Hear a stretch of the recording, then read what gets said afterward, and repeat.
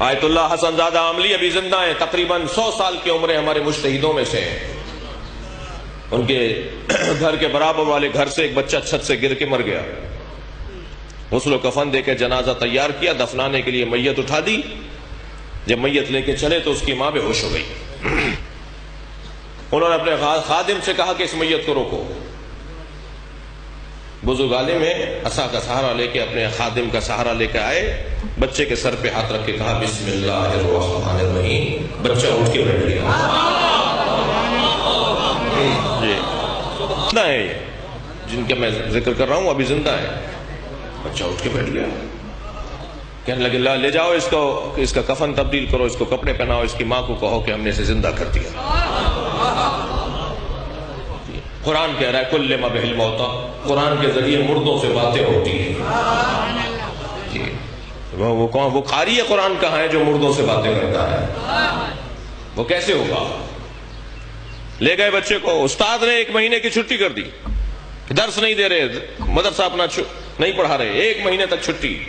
پھر ایک مرتبہ اعلامیہ لگا کہ فلاں تاریخ سے استاد پڑھائیں گے، آیت اللہ جوادی حسن زادہ عاملی۔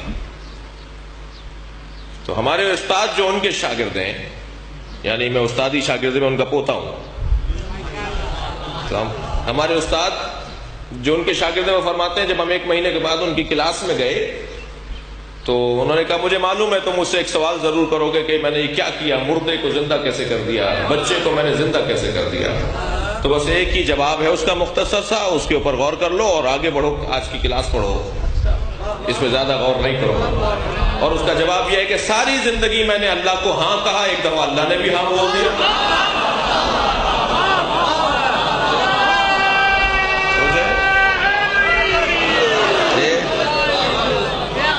اگر انسان تقوی کی منزلوں کو طے کرے تو اللہ ولی بنا دیتا ہے۔ حرام حلال کا خیال رکھو، یہ شریعت نے حرام کیا ہے، یہ شریعت نے حلال کیا ہے، یہ واجب قرار دیا ہے۔ حضرت آیت اللہ بہجت سے پوچھا گیا کہ استاد بتائیے عرفان کا نصاب کیا ہے، عرفان کیسے حاصل ہوتا ہے، علم عرفان کیسے حاصل ہوتا ہے؟ فرمانے لگے گناہوں سے بچنے سے۔ تم جتنے گناہوں سے بچتے چلے جاؤ گے اللہ تمہیں عارف بناتا چلا جائے گا۔ عارف کا مطلب ہے ولی ہے، عارف کامل ہوتا ہی ولی ہے۔ عارف کامل اگر کوئی ہو جائے تو وہ مریضوں کو شفا دیتا ہے، وہ مردوں سے باتیں کرتا ہے، جی وہ جانوروں کی زبان سمجھنے لگ جاتا ہے، وہ دل کا حال سمجھنے لگتا ہے۔ ایک ہمارے استاد اصفہان میں درس خارج دیتے ہیں، مجتہد ہیں، آیت اللہ باقر فخار۔ میں ان کے پاس کلاس میں تو ہم ظاہر موضوع سے ہٹ کے بات نہیں کر سکتے، ادبیات کی کلاس ہو رہی ہے تو ہم یہ تو نہیں ہو سکتا کہ ہم کوئی اور موضوع پوچھیں، تو پھر ہم ان کے گھر جاتے تھے، 4-5 ہم دوست مل کے ان کے گھر جاتے تھے، سوالات جمع کر کے لے جاتے تھے۔